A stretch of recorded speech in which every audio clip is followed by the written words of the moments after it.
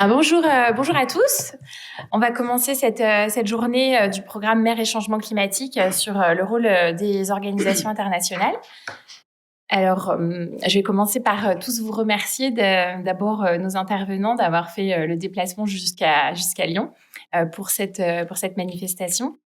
Remercier également toute l'équipe de l'EDIEC et en particulier du Centre de droit international pour leur aide dans l'organisation de cette journée.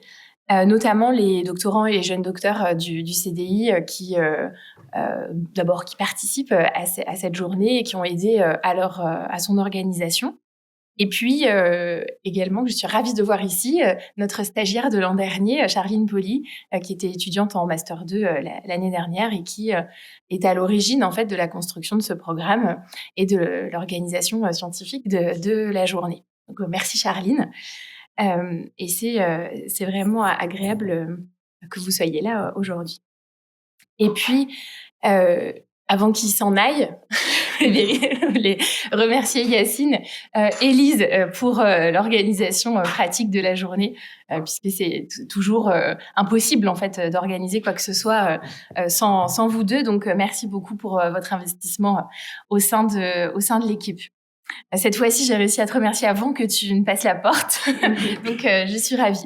Et puis dernier remerciement pour Pascal Ricard qui a accepté de gérer ce projet de recherche avec moi, de se lancer dans cette aventure toutes les deux, qui est parfois un peu lourde et pleine d'obligations, mais qui nous a permis d'organiser des manifestations je crois, tout à fait stimulante sur le plan scientifique, et puis qui nous a aussi permis de faire vivre le Centre de droit international, puisque ça nous a permis de recruter un contrat doctoral, Jean-Baptiste Albrecht, qui est en train d'organiser la pause café, mais qui va arriver. Et puis également de recruter des stagiaires et des vacataires de recherche, ce qui évidemment nous aide à faire vivre la recherche à l'université. Voilà, donc pour commencer cette journée, moi je voulais juste vous expliquer rapidement notre projet Mer et changement climatique, en quoi ça consiste. Et puis ensuite, Pascal vous expliquera l'idée qu'il y avait derrière cette journée, et puis on pourra attaquer les travaux. Alors ce projet Mer et changement climatique est né d'une coopération que Pascal et moi et d'autres membres du Centre de droit international avons menée avec l'Union africaine dans le cadre de leur contribution, de leur mémoire, en fait, leur participation à l'avis consultatif qui avait été demandé au Tribunal international du droit de la mer par la COSIS, par la COSIS, et dans le cadre donc de la rédaction de ce mémoire de l'Union africaine. Et cette expérience nous a permis de travailler sur l'interface entre mer et changement climatique, et nous a décidé à poursuivre dans ces recherches en demandant donc un financement à l'université qui nous l'a accordé pour un projet de recherche donc de 3 ans sur cette interface mer-changement climatique. Donc on a débuté les travaux l'an dernier avec une petite équipe très dynamique d'une dizaine de chercheurs qui sont donc rattachés à l'équipe de droit international européen et comparé, essentiellement du Centre de droit international, mais aussi du Centre d'études européennes, qui participent donc à ces travaux. Voilà, sur le fond, l'idée du projet était de partir du consensus scientifique sur les effets des changements climatiques sur les océans, et puis de voir comment le droit saisissait cette interface mer-changement climatique, et également les effets des changements climatiques sur les océans, dans un sens comme dans l'autre. C'est-à-dire, est-ce qu'on a aussi une participation de l'océan à la lutte contre les effets néfastes des changements climatiques. Donc on a décidé de travailler sur 3 axes. Le premier axe, c'était nous a principalement occupé l'année dernière. Il était consacré à l'identification des obligations en matière climatique, des obligations des États en matière climatique en mer. Et c'était évidemment dans le sillage de toutes les demandes d'avis consultatifs qui sont nées à cette époque. Hein, donc la demande portée devant le TIDM, mais aussi la demande portée devant la Cour internationale de justice, la Cour interaméricaine, la Cour africaine, bref. Donc on a travaillé là-dessus l'année dernière sur l'identification de ces obligations, sur des questions d'interprétation des traités issus du droit de la mer et du droit du climat.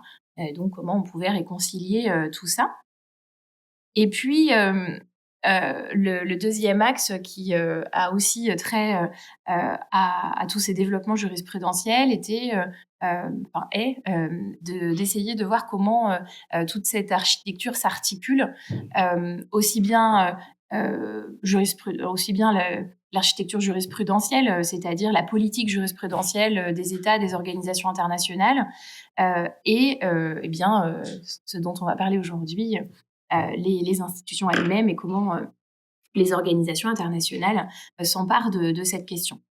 Et puis le troisième axe qu'on avait identifié, qui nous occupera sans doute l'an prochain, sera d'identifier plutôt le cadre juridique qui permet de mobiliser l'océan comme une des solutions pour une adaptation en fait au changement climatique. Par exemple, on organise un workshop sur les énergies marines renouvelables en avril 2026.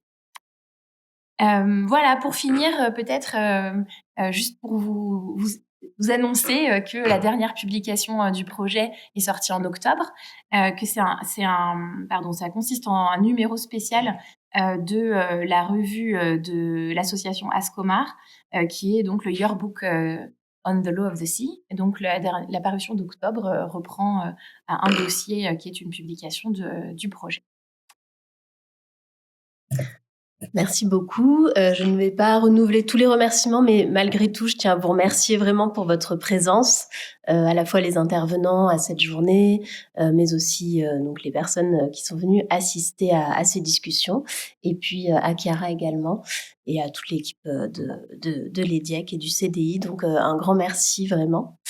Simplement quelques mots pour compléter ce qui a été dit, pour introduire un peu plus précisément la journée qui s'annonce, et cette question du thème des organisations internationales. Alors, comme l'a dit Chiara, l'actualité jurisprudentielle est venue, en tout cas juridictionnelle, est venue préciser le régime juridique applicable aux changements climatiques, aux effets des changements climatiques en mer, notamment avec la contribution majeure qui a été faite par l'avis consultatif du Tribunal international du droit de la mer, et donc permet la définition progressive d'un régime juridique en la matière.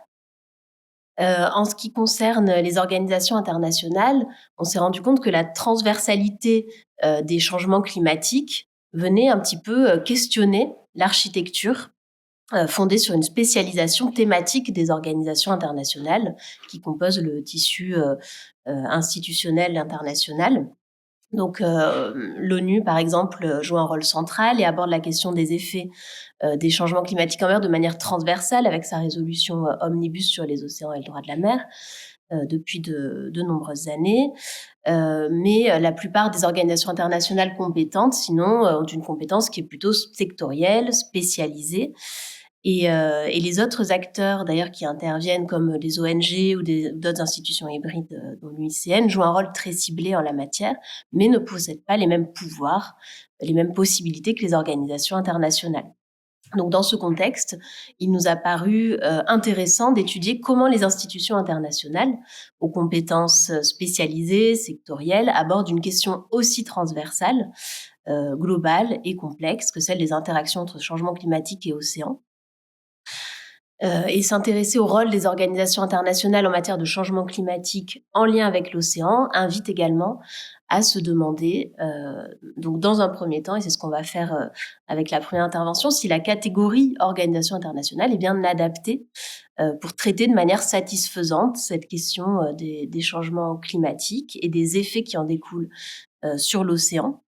Donc, c'est Habib Touré qui nous parlera de la catégorie organisation internationale face au changement climatique. Il est maître de conférence en droit public à l'Université Grenoble-Alpes. Et puis ensuite, Ensuite, donc, je vous parlerai rapidement des conférences des parties pour faire le pendant avec cette première intervention plutôt institutionnelle. Et ensuite, on rentrera plutôt dans le contenu matériel pour s'intéresser à la manière dont les organisations, d'abord mondiales puis régionales, mais plutôt sectorielles, participent à cette définition d'un régime juridique applicable donc aux effets des changements climatiques en mer ou à la manière dont la mer joue un rôle, l'océan joue un rôle en matière de changement climatique. Donc voilà un petit peu pour le programme de cette journée. Et Habib, je te laisse la parole pour commencer. Merci.